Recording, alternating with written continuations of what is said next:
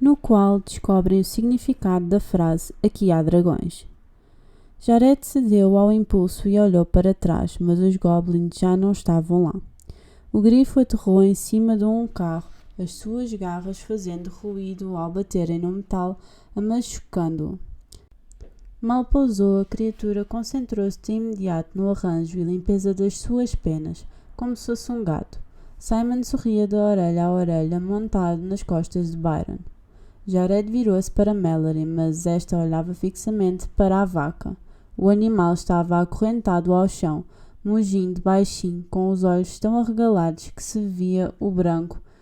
O seu Uber estava coberto pelo que parecia ser serpentes negras, contorcendo-se e lutando entre si por um lugar junto das tetas avermelhadas. As criaturas escureciam a placa de metal que cobria o chão sobre a qual estava deitada a vaca, como um tapete ondulado. Passados alguns momentos, Jared percebeu-se que as criaturas eram salamandras maiores. "O que estão estas coisas a fazer?" perguntou Mallory.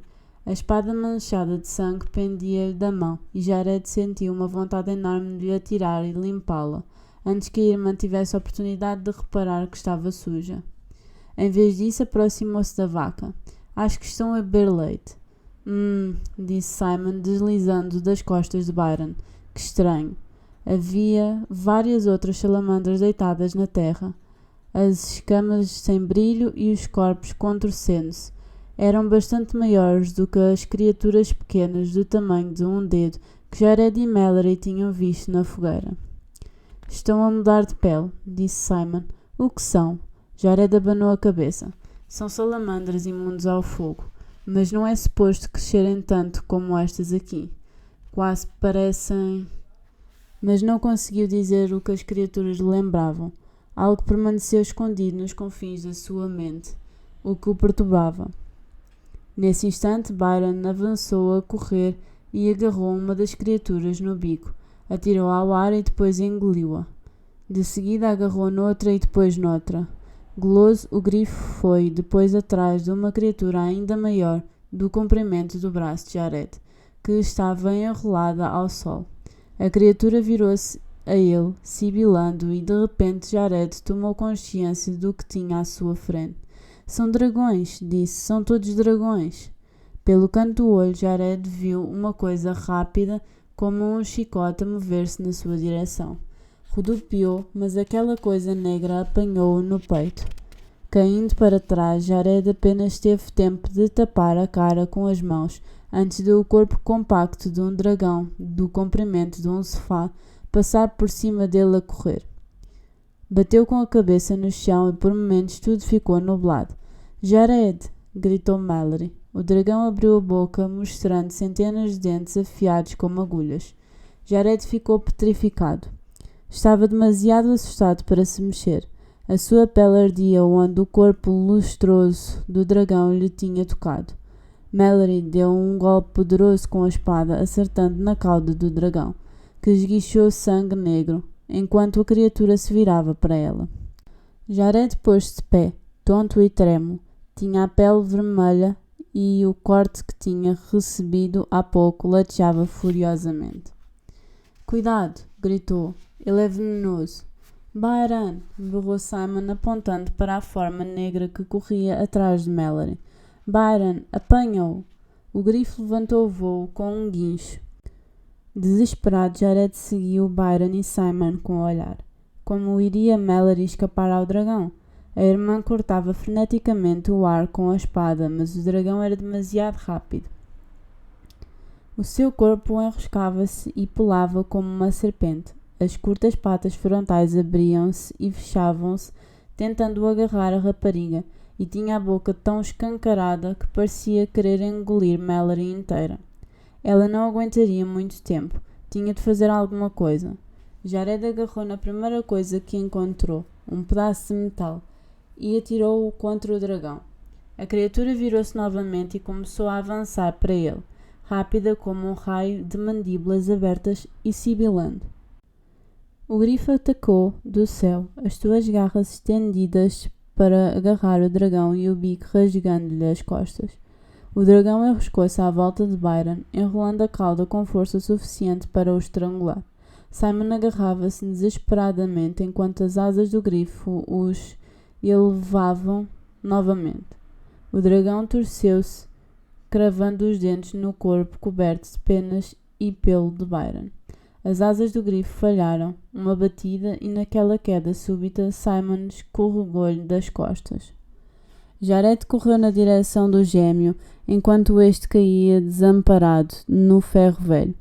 Simon aterrou em cima de um monte de janelas de rede, com o braço esquerdo torcido num ângulo estranho. Simon! Jared ajoelhou-se ao seu lado. Simon gemeu baixinho e utilizou o outro braço para se soerguer até ficar sentado. Tinha a bochecha esquerda e o pescoço vermelhos, devido ao veneno do dragão, mas o resto da pele parecia estar demasiado pálida. Estás bem? Sussurrou Jared. Mallory tocou cautelosamente no braço de Simon. O irmão encolheu-se e pôs-se de pé trêmulo. Por cima das suas cabeças, o dragão e o grifo estavam engalfanhados um no outro, contorcendo-se, formando um nó de escamas e de pele.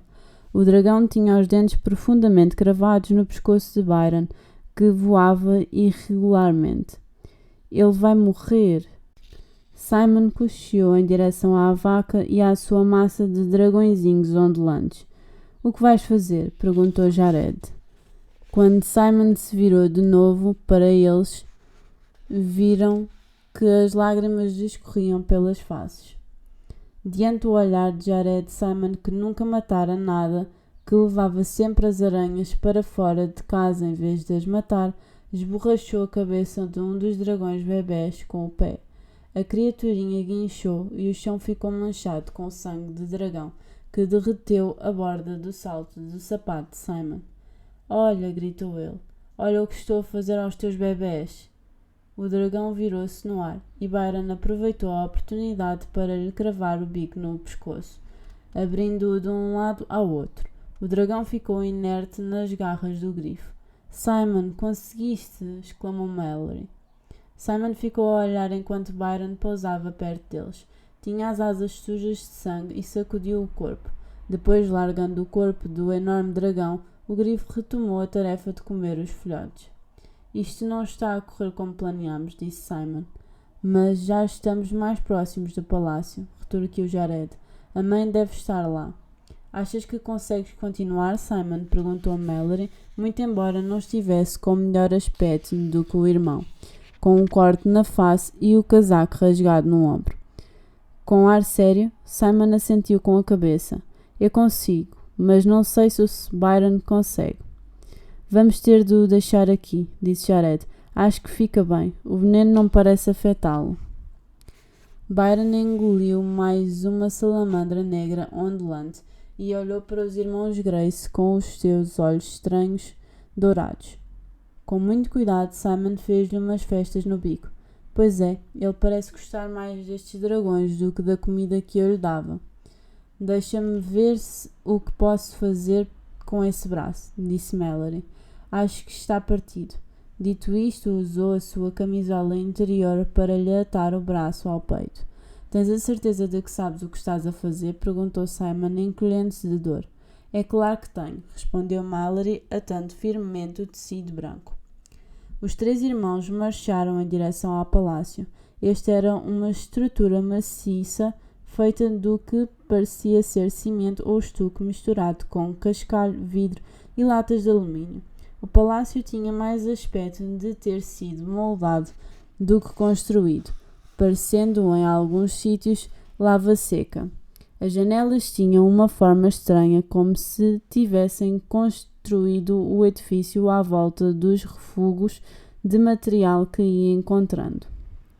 No interior do palácio, tremeluziam luzes no telhado principal, enegrecido por alcatrão e coberto por camadas sobrepostas de vidro e lata que pareciam escamas de peixe. Havia pináculos que terminavam em pontas delicadas.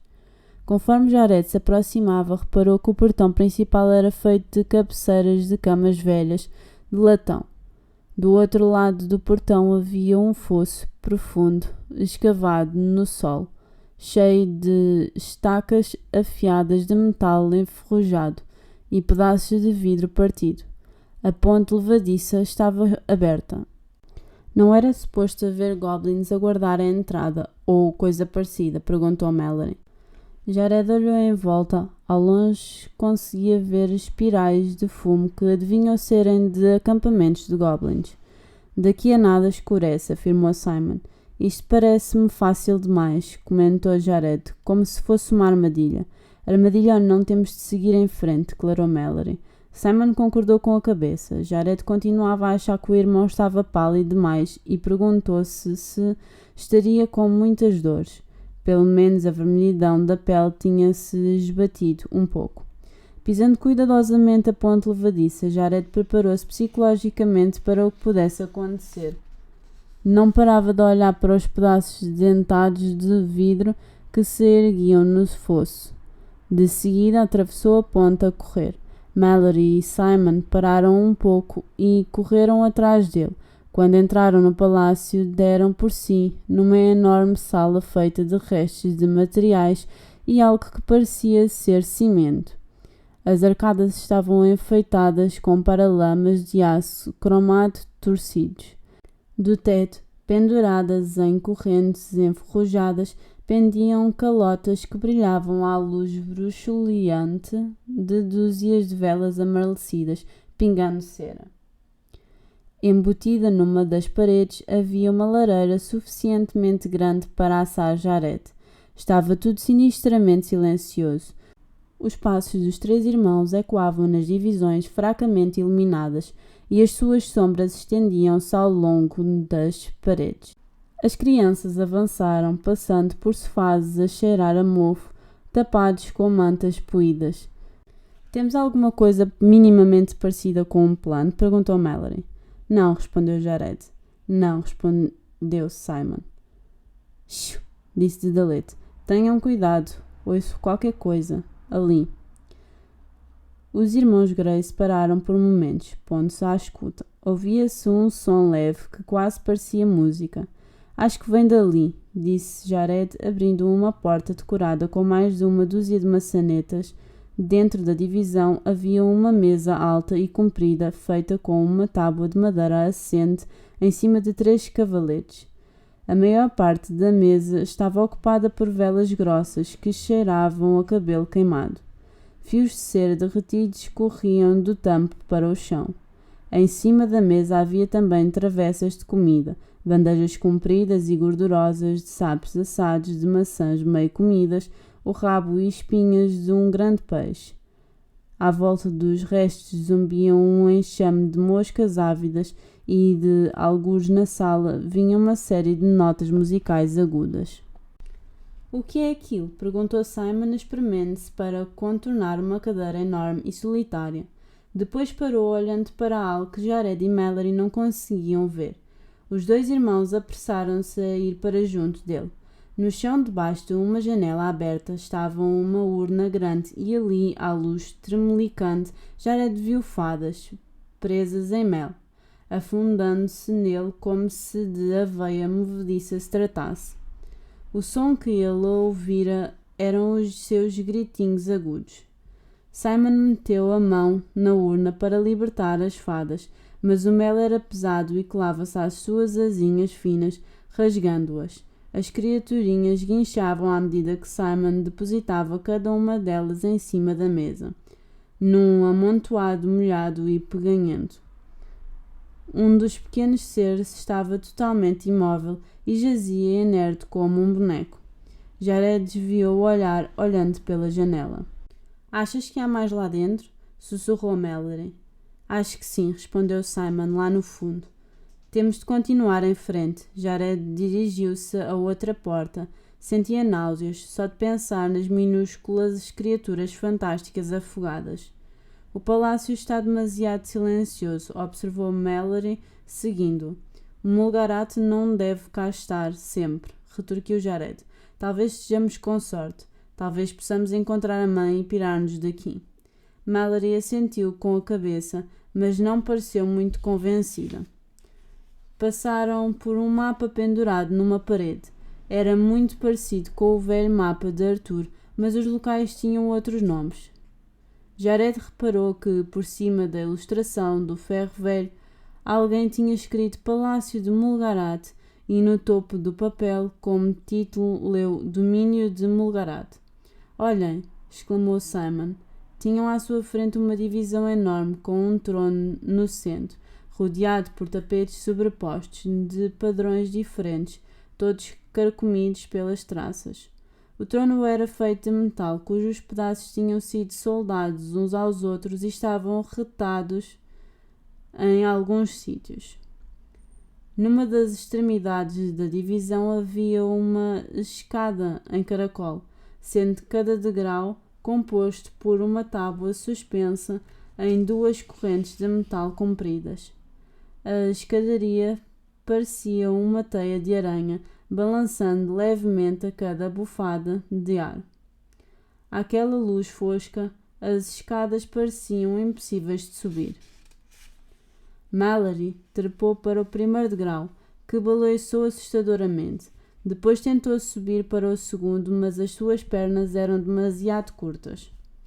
Esses degraus estão demasiado afastados uns dos outros, exclamou. São perfeitos para um ogre, salientou Simon. Finalmente Mallory conseguiu apanhar o segundo degrau, atirando-se peito primeiro e depois içando o corpo para cima. O Simon não vai conseguir subir isto, disse ela.